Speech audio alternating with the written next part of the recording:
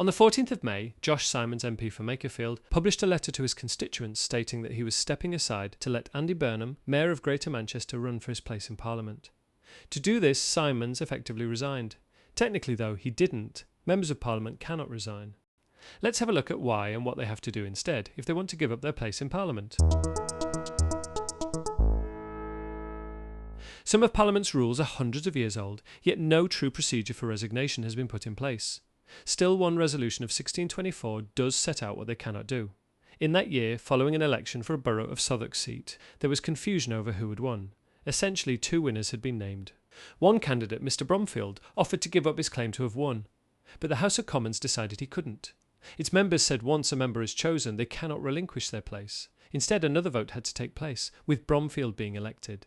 There was good reason to stop MPs giving up their seats in the Commons back then, as it was seen as more of a duty than any sort of honour. However, people get sick and will sometimes just leave, as shown by a case when an MP ran off to America. But I'll get back to that later. So it was inevitable that a solution would be needed. In 1750, this situation came about when an MP called John Pitt wanted to quit his seat. The one he had was a contested one, and he'd been offered the chance to get another, Dorchester. He thought that taking up the invitation was a great opportunity. As he put it, he thought it would, in all human probability, secure me the borough for life. He was obviously keen, as the then Prime Minister Henry Pelham even wrote to William Pitt, another MP who was related to John. He said that John was very anxious about quitting his seat and asked if William could reassure him. Pelham also noted he'd take the matter up with the King. A solution was found by the King appointing John Pitt to the stewardship of the Chiltern Hundreds. This was seemingly an administrative position for a property belonging to the Crown in Buckinghamshire. However, when Pitt was given the position, it essentially had no duties. The appointment was just a way for Pitt to give up his seat so he could get the better one, as he saw it in Dorchester. Returning to the present, this is also what happened with Josh Simons. On the 18th of May, Rachel Reeves, the Chancellor of the Exchequer, appointed Simons to be steward and bailiff of the 300s of Chiltern. So why does this appointment free an MP from their seat? This goes back to another historical perception about Parliament, that MPs could not provide oversight and scrutiny of the monarch or their government if they were getting a salary from the Crown. This was also backed up by law. For example, an Act in 1707 set out that when an MP accepts an office of profit from the Crown, their election is voided and a new election has to take place for their seat. This law also essentially applied this ruling to MPs taking a ministerial role in government, with the concern that such a role could influence an MP to favour the monarch over Parliament. This meant when an MP became a minister, they had to stand for re-election. This requirement was only finally abolished in the 1920s. Still, returning to the present day, becoming the steward and bailiff of the Chiltern Hundreds is not the only way out for an MP wanting to give up their seat. For example, an MP can also be appointed the Crown Steward and Bailiff of the Manor of Northstead. Stephen Flynn, MP for Aberdeen South, was appointed to this role, just a week before Simons left Parliament. This followed Flynn's election as a member of the Scottish Parliament. This is the only other current appointment used by MPs to leave their seats, with the idea being that having two options allows two MPs to leave their seats at the same time.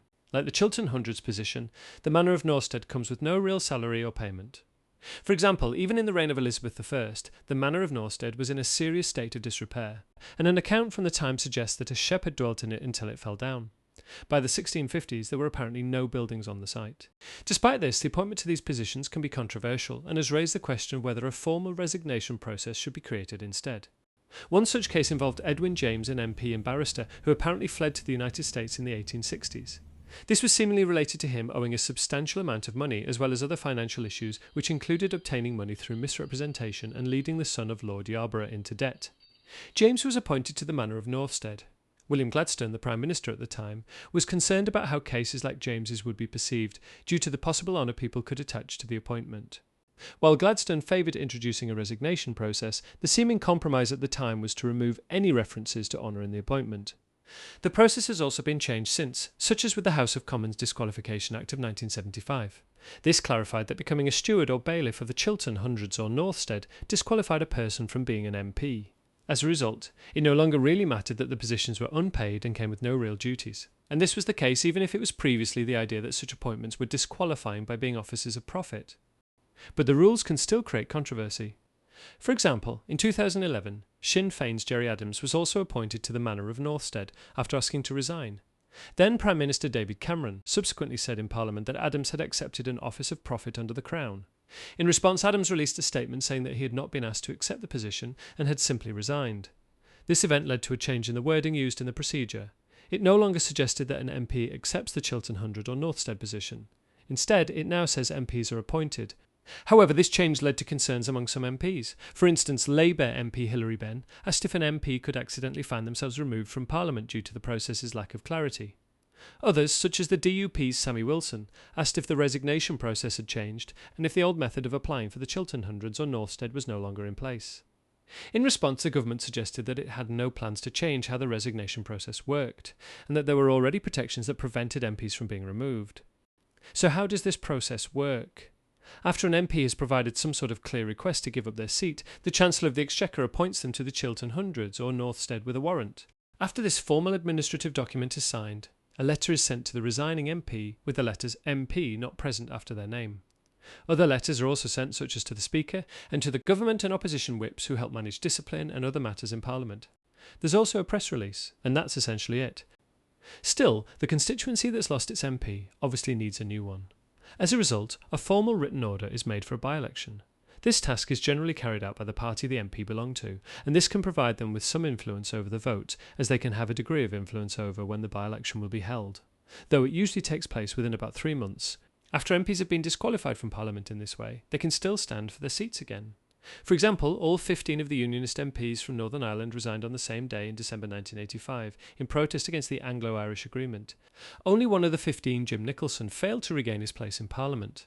There's also obviously a number of other ways an MP can lose their seat between general elections. For example, this happens if they join the House of Lords, if they go to prison for more than 12 months, and since 2015, under certain circumstances, if at least 10% of the voters in their constituency are successful in recalling their MP, which triggers a by-election.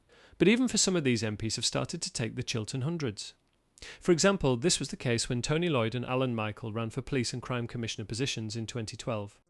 And so, thank you very much for watching. Please consider liking and subscribing if you enjoy these sorts of things. Bye for now.